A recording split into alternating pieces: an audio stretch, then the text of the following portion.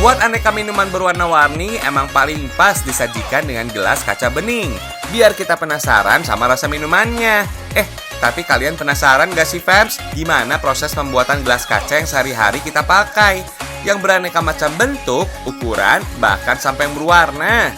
Tenang, bukan ragam Indonesia namanya kalau nggak menyajikan info penting ini.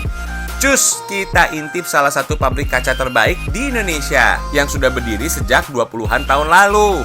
Produknya ini juga sudah diekspor loh ke berbagai negara di Asia dan Afrika. Jauh sebelum kaca dibuat manusia, kaca alami sudah digunakan oleh manusia kuno loh fams. Kaca alami tercipta dari hasil peristiwa alam yang melibatkan suhu tinggi seperti aktivitas vulkanik, sambaran petir, hingga meteorit.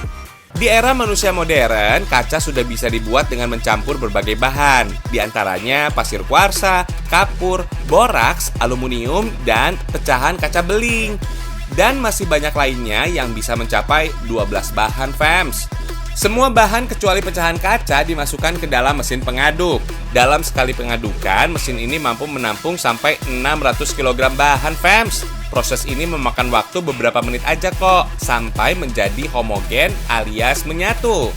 Proses selanjutnya adalah peleburan, di mana semua bahan campuran tadi dipanaskan bersamaan dengan pecahan kacanya. Proses pemanasan ini akan melelehkan semua bahan dengan suhu mencapai 1500 derajat Celcius. Proses peleburan ini membuat semua bahan mentah yang tadinya padat berubah menjadi cairan beling atau kaca. Hati-hati fams, ini super panas. Tuh, sampai merah menyala seperti lava vulkanik ya. Cairan kaca panas ini kemudian dialirkan ke dua tahap produksi yang berbeda. Ada yang dilanjutkan ke proses pengecatan dengan mesin, ada yang dicetak secara manual atau handmade.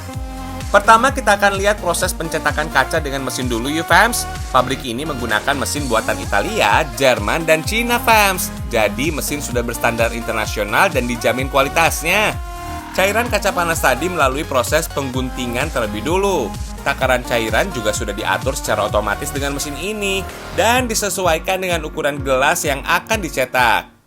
Tahap ini proses pembentukan gelas terjadi. Cairan panas dicetak ke dalam molding dan dipasang melingkar mengelilingi mesin. Selesai dicetak, kemudian permukaan gelas dipotong agar lebih rapi dan tidak tajam. Nah, sudah kelihatan kan bentuk gelasnya? Selanjutnya tinggal proses pendinginan aja. Proses pendinginan harus dilakukan perlahan fams. Soalnya penurunan suhu secara drastis akan membuat gelas kaca retak atau pecah. Kalau sudah dingin, selanjutnya semua gelas disalurkan dalam conveyor belt untuk dikemas sekaligus mengontrol kualitas. Siapa tahu ada gelas yang cacat atau rusak dan harus reject fams. Selanjutnya kita lihat proses pembuatan kaca secara manual atau buatan tangan. Ambil cairan kaca yang masih panas, kemudian ratakan dengan cara diputar-putar seperti ini. Kemudian tiup kaca melalui besi berlubang ini. Tuh, cairan kaca sudah mulai terbentuk kan fams? Kelihatannya sih gampang ya, tapi meniup adonan kaca panas ini juga butuh keahlian. Makanya belum tentu semua pegawai di sini bisa melakukannya fams.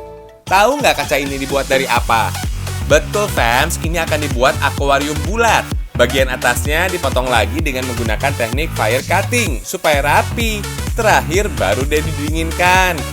Kaca di sini gak cuma dibuat bening polos fams, bisa loh dibuat permukaannya berwarna putih dengan menyemprotkan bubuk silika. Atau bisa juga dilakukan penyemprotan dengan cat khusus fams, bisa ke bagian dalam atau luar kaca. Barang kaca yang diproduksi di sini nggak cuma gelas melulu kok, ada juga vas bunga, toples berukuran besar, akuarium, dan juga cup lampu gantung fams. Nah, gimana fams? Udah paham kan proses pembuatan semua produk kaca yang biasa kita gunakan sehari-hari? Semoga infonya bermanfaat ya.